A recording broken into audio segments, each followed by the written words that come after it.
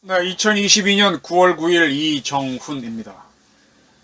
이재명 당대표를 지키기 위해서 민주당이 슈퍼특검을 만들자는 법안을 제출했습니다. 역대 최대의 특검은 최순실 씨를 조사하는 특검이었는데, 그래서 슈퍼특검이라고 불리죠. 최순실 슈퍼특검을 부활시키려고 합니다. 김건희 여사 특별검사법을 발의했습니다. 이 항고는 9월 7일이었죠. 박홍근 원내대표가 대표 발의를 하고 민주당 의원 전원 169명이 참여했습니다.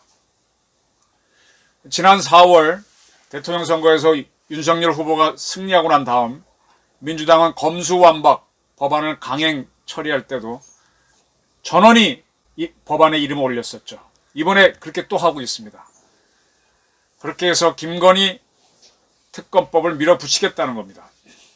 이 역대 최대의 특검은 박근혜 대통령 탄핵을 가져왔던 2016년 최순실 사건을 수사하는 특검이었습니다.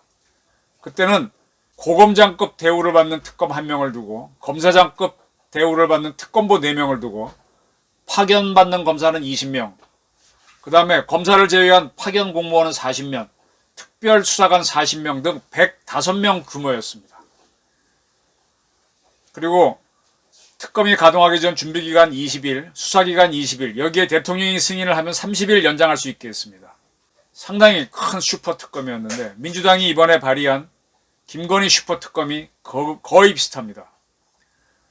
105명 규모의 수사기간은 준비기간, 연장기간 포함해서 최장 120일 똑같이 잡았습니다. 차이점은 뭐냐?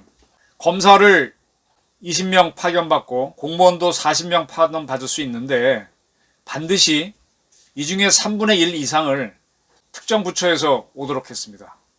공수처에서 파견받도록 했습니다. 그러니까 윤석열 정부에서 검찰과 경찰이 민주당한테 호의적이지 않다.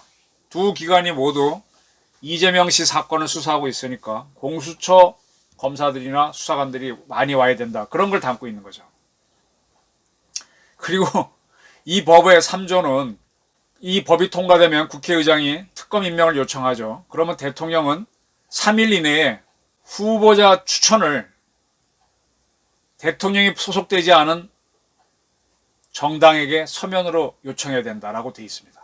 지금 현재 국회의 교섭단체는 국힘당하고 민주당 2개뿐입니다. 근데 윤석열 대통령은 국힘당 소속이니까 국힘당한테는 특검 후보 추천을 할 수가 없고, 그러니까 민주당이 후보를 추천하는 거죠. 그러면 대통령이 그렇게 요청하면 민주당이 한 사람을 임명해야 되는 겁니다. 이게 참 악법이죠. 다수라고 밀어붙이는 건데, 최순실 특검 때는 그 더불어민주당하고 국민당이 합의해서 2명을 추천하면 그 중에 대통령이 1명을 임명하도록 돼 있었거든요. 그리고 2018년 드루킹 특검 때도 자유한국당, 바른미래당, 평화와 정의의 의원 모임 3개 단체가 정당이 합의해서 추천하도록 했습니다. 근데 이번에는 말을 비비꼬아서 그렇지 민주당이 단독으로 추천하게 되고 대통령은 무조건 임명해라 그렇게 돼 있는 거죠. 그러면 민주당이 특검을 임명하는 거지.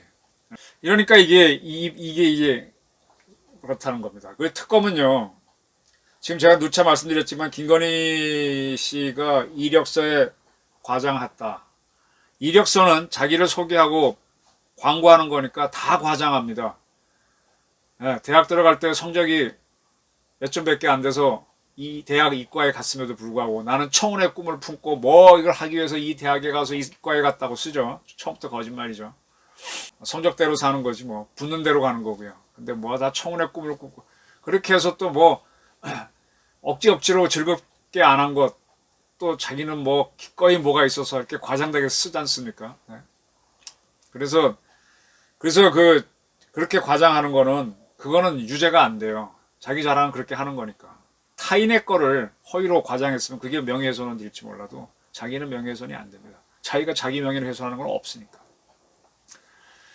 그리고 이제 도이치 모터스 주가 조작인데 거기에 나오는 녹취록은 여러분들도 아마 어느 증권사에다가 돈을 넣어놓고 거래를 맡겨놓으면 그쪽에서 뭘 사고 판다고 이렇게 해서 할 때 꼭 물어보죠. 물어보면 대답하면 그걸 녹음하잖아요. 그 녹음이에요. 작전한 게 아닙니다. 작전은 그렇게 안 합니다.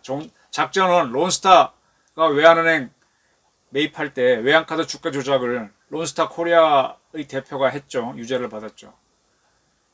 그때 어떻게 떨어뜨렸는가를 보시면 알 수 있을 겁니다. 이렇게 하는 게 아닙니다. 좋습니다. 어쨌든 그런데 이 특검법을 만들어 밀어붙이겠다는 것 자체가 상당히 정치적이죠. 그건 뭐냐?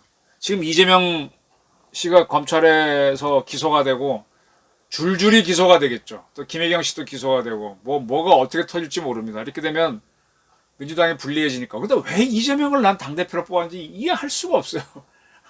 민주당도 같이 버리면 되는데 왜 그걸 껴안고 가는지. 한번 진 게임은 다시 하는 게 아니에요.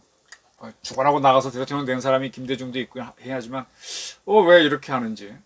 근데 이렇습니다. 그래서 민주당이 이 법을 발의하면 맨 먼저 국회 법사위를 통과해야 되는데 지금 국회 법사위 위원장이 김도읍 국힘당 의원입니다. 김도읍 위원장이 이 법안 상정을 시키지 않으면 아예 법사위 통과가 안 됩니다. 다수당이니까 본회의 통과하더라도 대통령이 거부권을 행사하면 또 문제입니다. 그러면 다시 국회에서 다시 처리해야 되는데 그때는 과반수 찬성이 아니라 제 3분의 2 이상 출석한 사람 3분의 2 이상 과반수 출석을 하는데 3분의 2 이상 찬성이 필요합니다. 근데 현재 국힘당 의석이 115석이라서 3분의 1이 넘죠. 그래서 국힘당 전체가 반대하면은 재의결이 안 됩니다. 어차피 이 법은 안 되는 법입니다. 근데 이 법을 이렇게 밀어붙이는 게 뭘까요? 이게 그만큼 민주당이 급하다는 거고 이재명 씨가 불안하다는 거죠. 근데 왜 이렇게 이재명을 지키려고 그러고 이재명은 문제가 많고 약점이 많은데 부인도 그렇고 아들도 그렇고 본부자 비리 딱 걸려있는데 그래서 김건희 특검법을 만드는 게 무리입니다. 이거는 추미애 장관이 윤석열 검찰총장을 공박하다 스스로 무너지고 윤석열 총장을 대통령 만들어줬듯이 지금 바닥을 치고 있는 윤석열 대통령한테 큰 기회를 주는 계기가 될 수도 있습니다. 지금 검수완박법 만들었다가 한동훈 장관한테 역습을 당해갖고 질의멸렬이잖아요. 김건희 특검법 국회 제정하기도 쉽지 않고 본회의 올라가지도 어려울 거고 통과돼도 거부권 행사하면 또 어려워지는데 이걸 밀어붙이는 거는 억지죠. 이렇게 하면서 민주당도 4분 분열되지 않을까 봅니다. 되지도 않는 싸움을 하게 되면 분열되거든요. 지금 국힘당에서도 전인석 국회 부의장을 비대위원장으로 하게 되면 그거 자체가 또 국회법에 위반이 돼서 그렇게 되면 또 가처분이 인정되면 국힘당도 쪼개질 수 있어요. 시끄러워집니다. 마찬가지로. 국힘당이 그렇다면은 이 김건희 특검법 때문에 또 민주당은 또 깨져나갈 것 같습니다. 자꾸 한국 정치가 여야를 막론하고 후진으로 가는 것 같아서 자기네 살기만 급급한 것 같아서 매우 실망스럽습니다. 추석날 아침에 좋은 소식을 전해드려야 되는데 참 희망이 없는 소식을 전해드렸습니다. 경청해 주셔서 감사합니다.